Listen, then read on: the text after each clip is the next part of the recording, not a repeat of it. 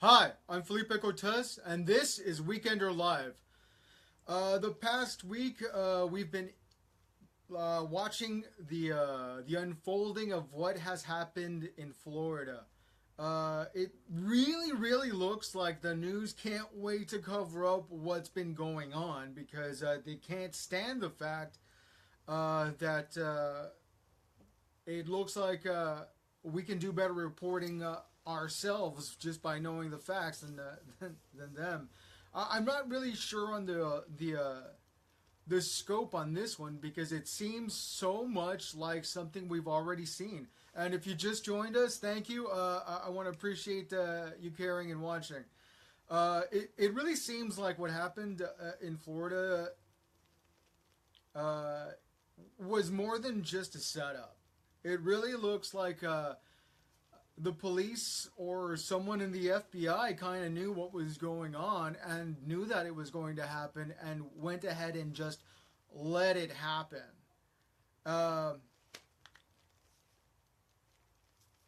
There's no coincidence that he's on SSRI drugs. There's no coincidence that he was raised by the left, and by that I mean he was inside institutions most of his life.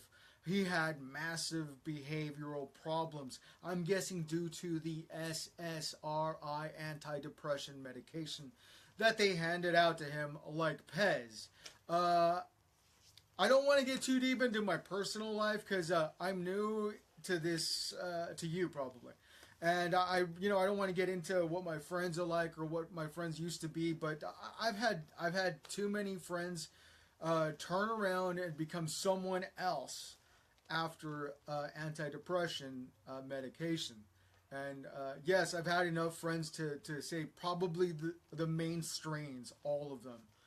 And I'm not for those SSRIs, and it seems really ridiculous, really, that all of those pro-abortion, anti-gun people want those SSRIs to be handed out for free like Pez with free healthcare.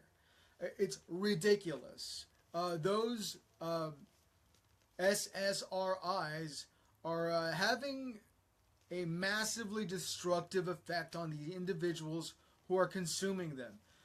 It is not my opinion that those SSRI drugs are doing damage to people. You can actually test it.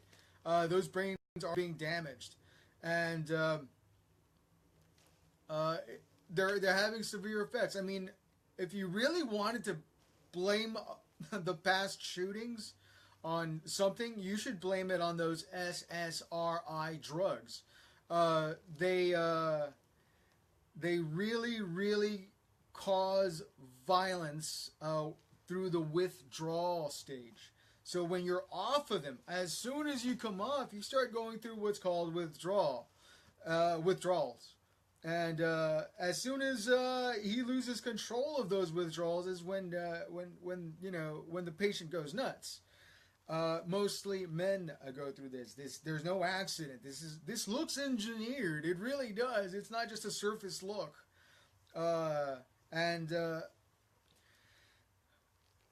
To see all those young teenagers crying about how the rest of us don't deserve to have guns. The rest of us aren't on SSRI drugs. It's stupid to prevent the rest of us from having guns.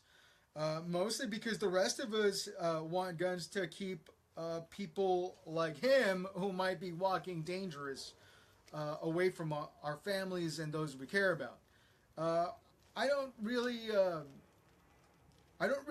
have too much to say to those young people who feel that everyone's rights should be restricted because they don't understand the situation, really.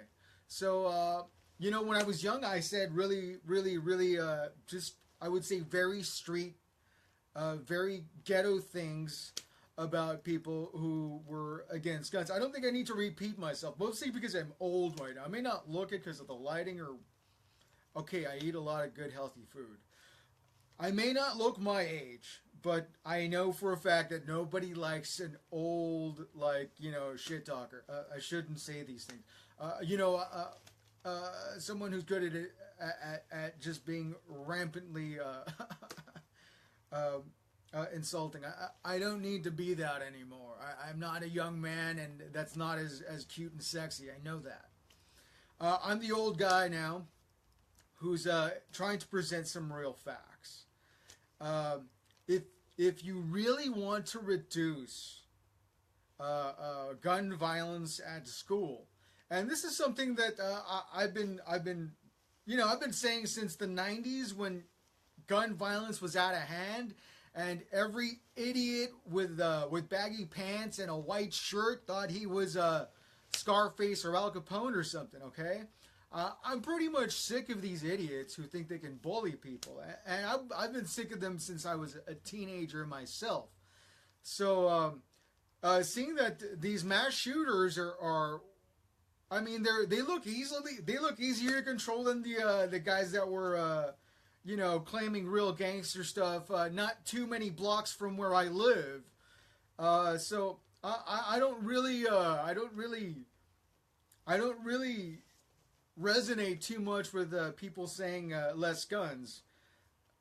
Back then and before then, there were rifle teams, and schools that had rifle teams had less occurrences of gang violence.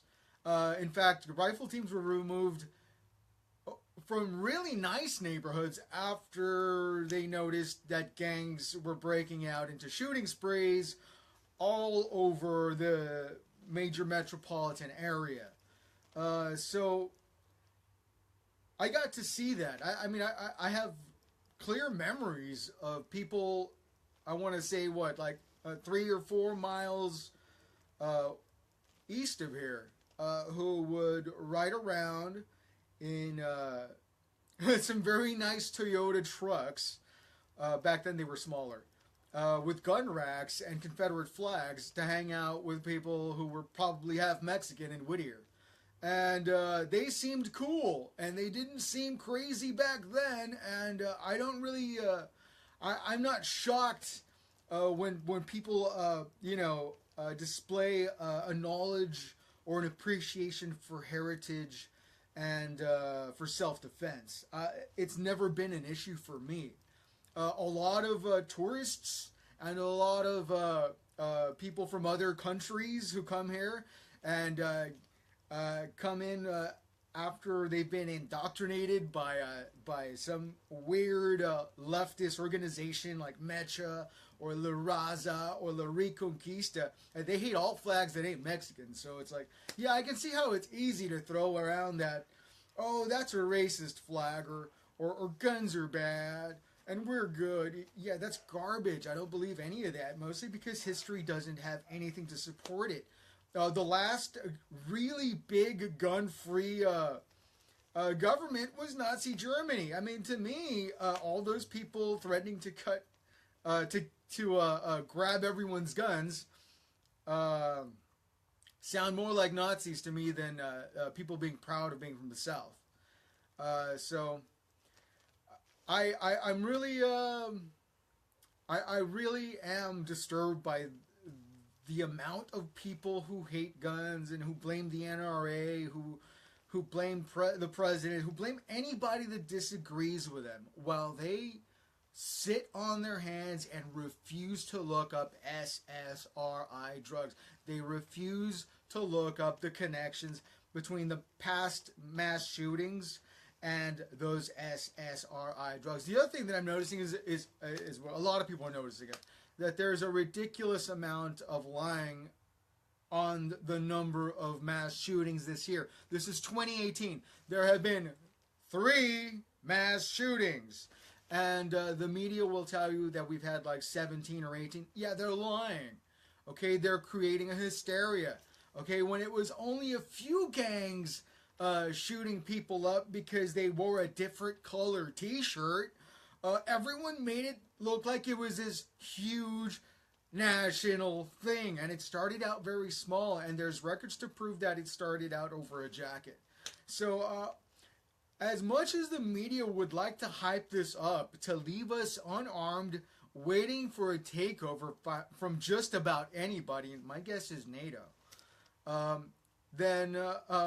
they need to be reminded that this is America, and what made America different is that we all have individual freedoms, and that the purpose of our government is to respect and defend those freedoms. And because they do respect and defend those individual freedoms that we all have, that's why our military is so awesome. That's why cops are so cool, because they defend us. Okay? So with that, I'm going to wrap this up. I've got a video that I've been trying to catch up about Mr. Gregory Salcido and how much everybody can't wait to see him leave Pico. And Pico Rivera. I'm used to saying Pico, but it's Pico Rivera, California. They can't wait to see him leave. And I also got a few things to sell that'll help make this broadcast and other broadcasts possible. So please purchase one of the pink 7-inch vinyl stalkers, Born in the USA. First printing, 2001. I need to do a video on an explanation of this, because this, believe it or not, has the head side. Can you see it? It's, can I do this right? I forgot what this looks like. All right, okay. This is, I think this is silver on black.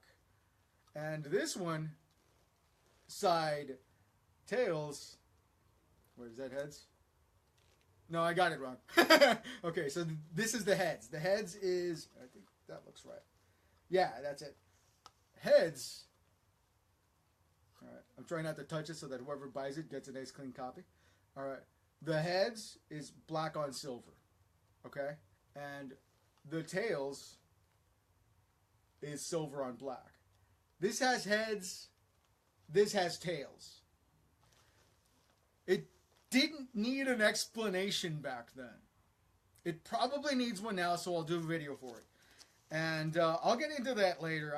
I'm not really sure what I want to say about this. I'm going to have to do a little bit of research, because some things that I've been a part of just seem a little bit fantastical for the people involved in what I'm doing. So right now, I'm on my own.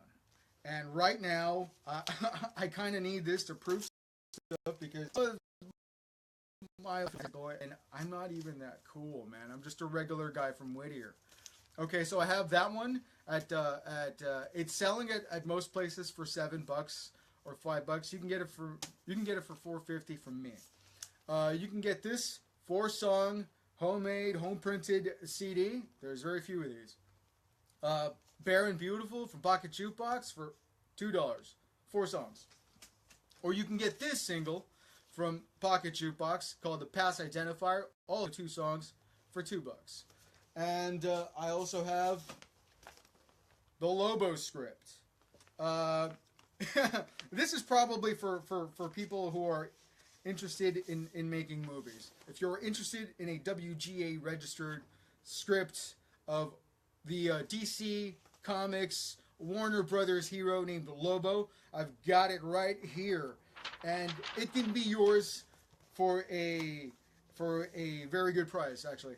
Because you're talking to me directly, and you don't have to pay any overhead prices for this script. And we can have a lot of fun, and I can keep doing a lot of reports, and still record some fantastic music for you. I want to thank you very much. My name is Felipe Cortes.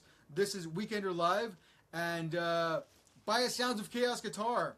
There will be information on the link, all right? Thanks. Have a good weekend.